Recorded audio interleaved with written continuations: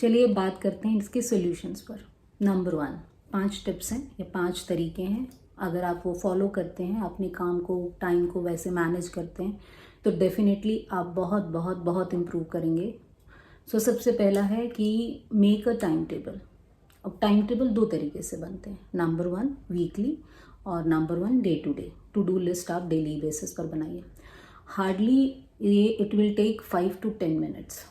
अगर आप वीकली बना रहे हैं उसके लिए 5 मिनट लगेंगे, और आप टू डू लिस्ट डेली की बना रहे हैं उसके लिए 2 से 3 मिनट लगेंगे। तो आप बड़े आराम से 2 से 3 मिनट चलते फिरते भी निकाल सकते हैं। तो संडे टू संडे या वीकेंड में सैटरडे टू सैटरडे आप अपने टाइम को, पूरे वीक के शेड्यूल को सब्जेक्ट वाइज डिवाइड करें। जैसे अगर किसी को मैथ्स डिफ़िकल्ट लगता है या नहीं भी लगता है, तो भी मैथ्स की रिक्वायरमेंट, मैथ्स सब्जेक्ट को डेली करने की ज़रूरत होती है, क्योंकि रिटन प्रैक्टिस चाहिए। और आपका कुछ टाइम मॉर्निंग टू आफ्टरनून 2 या 3 बजे तक आप स्कूल से आते हैं, ट्यूशन्स जाते हैं आप में से कुछ बच्चे, उस टाइम को भी मैनेज करना है। ट्यूशन और स्कूल खाने पीने को छोड़ करके हमारे पास अभी भी 3 से 4 घंटे बड़े आराम से बचते हैं। इसमें मैं आपका रिक्रिएशन टाइम, खेलने वाला टाइम भी इंक्लूड कर रही हूँ। आप मॉर्निंग से छोड़ के शाम को 6, साढ़े 6, 7 बजे तक आप पार्क में खेल भी आएंगे, आप ट्यूशन्स भी हो आएंगे, और बाकी सारे काम भी आप कर लेंगे। तो इतना उसके बाद भी स्टिल हम लोग 10 बजे से पहले कोई भी नहीं सोता है। तो आप 6 बजे, साढ़े 6 बजे जब फ्री होते हैं तो आपके पास स्टिल 3 से 4 घंटे हैं। ये आपकी सेल्फ स्टडी वाले टाइम टेबल की बात करें। लेकिन अगर आप ट्यूशन्स नहीं जाते हैं और अगर कोई स्पोर्ट्स और इस तरह की किसी और एक्टिविटी में, म्यूज़िक डांस में नहीं है, तो आपके पास तो और भी ज़्यादा टाइम है, आप और बहुत कुछ कर सकते हैं। लेकिन अगर आपके पास इन 4 आवर्स को, डेली बेसिस पर इन 4 आवर्स को भी आप डिवाइड करते हो, तो आपके सबसे पहले देखेंगे मैथ्स और साइंस, ये 2 मेन सब्जेक्ट हैं। ये टिल 10th की बात हो रही है। अगर आप 11th 12th या और आगे कुछ भी एग्ज़ाम्स दे रहे हैं, तो आप अपने सब्जेक्ट के अकॉर्डिंग कि आपको कौन सा सब्जेक्ट डिफ़िकल्ट लगता है, उसको आप डेली टाइम दो। 1 hour, half an hour minimum ज़रूर दो।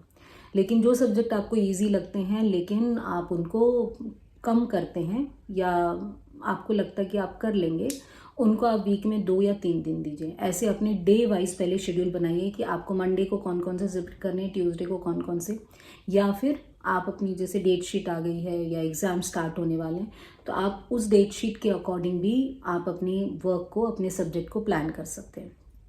नंबर 1। देन जो day wise to do list है, रात को सोने से पहले hardly it will take 2 to 3 minute. उस 2 से 3 मिनट में आपको सिर्फ ये लिखना है, या कोई एक डायरी बना लीजिए जिसमें रोज़ आप लिखें और टिक कर लें कि आज मेरा ये काम हो गया, आज मेरा ये काम हो गया। तो 2 से 3 मिनट आपको लगने हैं। तो अगर हम 2-3 मिनट रोज़ लगा करके अपने डे को, अपने टाइम को प्लान कर सकते हैं, तो इससे बेटर बात क्या हो सकती है ना।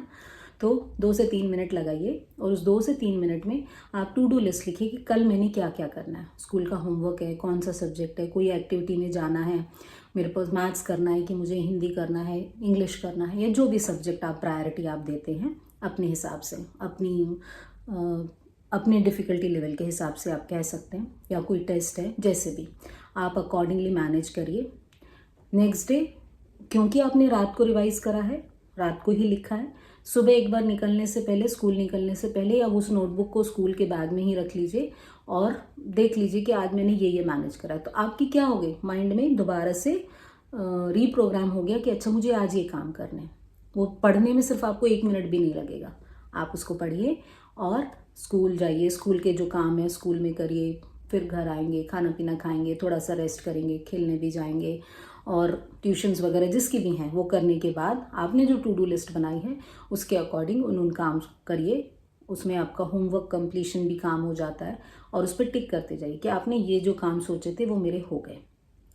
तो पहला ये जो प्लानिंग है 2 तरीके से, वीकली और डे वाइज, इसको पूरे वीक में आप 2-2 मिनट लगाएं, और जो वीकली जो बना रहे हैं उसमें 5 मिनट भी लगा रहे हैं, तो आपको हार्डली 10 से 12 मिनट में आप पूरे वीक को, अपने टाइम को बहुत अच्छे से मैनेज करके लिख सकते हैं। व्हेन यू राइट, जब भी आप कुछ चीज़ लिखते हैं तो वो आपकी मेमोरी में बहुत लॉन्गर टाइम तक रहती है। तो और वो बहुत जल्दी आप उसको पूरा भी करते हैं, क्योंकि आप एक तरह से कमिट कर रहे हैं, कमिटमेंट दे रहे हैं। तो वो बहुत ज़रूरी है कि आपको लिखना है, राइट।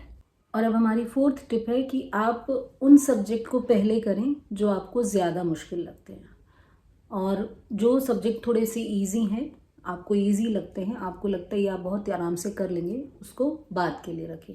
क्योंकि जब आप बैठते हैं पढ़ाई करने तो तब आप फ्रेश होते हैं, तो फ्रेश माइंड से जो आपकी डिफ़िकल्टी लेवल जिनमें भी ज़्यादा है उन सब्जेक्ट को पहले करिए, बाद में आप थोड़े से जो इजी सब्जेक्ट हैं लेटर ऑन आप उनको कर सकते हो। और लास्ट टिप, फिफ्थ टिप है अब हमारे लिए कि अब इसको जैसे आपने आज पढ़ा, तो अब कोई भी चीज़ हम अगर रिवाइज कर लेते हैं तो वो हमारे मेमोरी में लॉन्ग टाइम तक रहती है। अब जैसे एक होती है मसल मेमोरी। आपने आज, अब आपको साइकिलिंग आती है, आप 2 महीने नहीं चलाएंगे तो क्या आप भूल जाएंगे?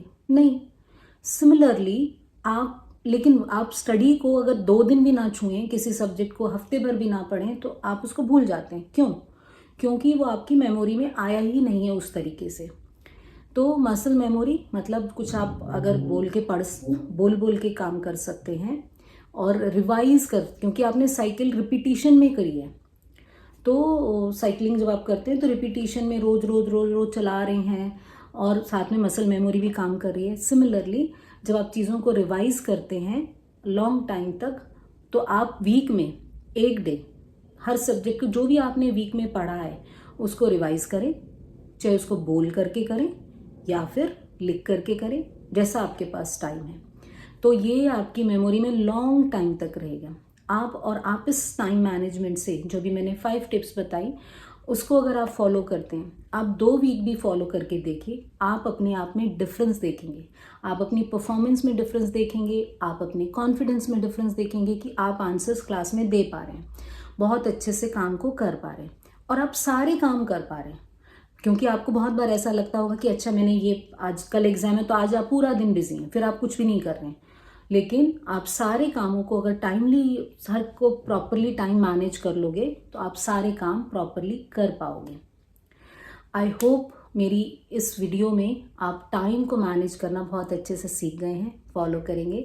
आपको ये वीडियो मेरी कैसी लगी कमेंट बॉक्स में ज़रूर लिखेंगे, कितने लोगों ने इसको फॉलो करा और 2 वीक या 1 वीक के बाद कितना डिफरेंस उनको समझ में आया, मुझे ज़रूर बताएंगे।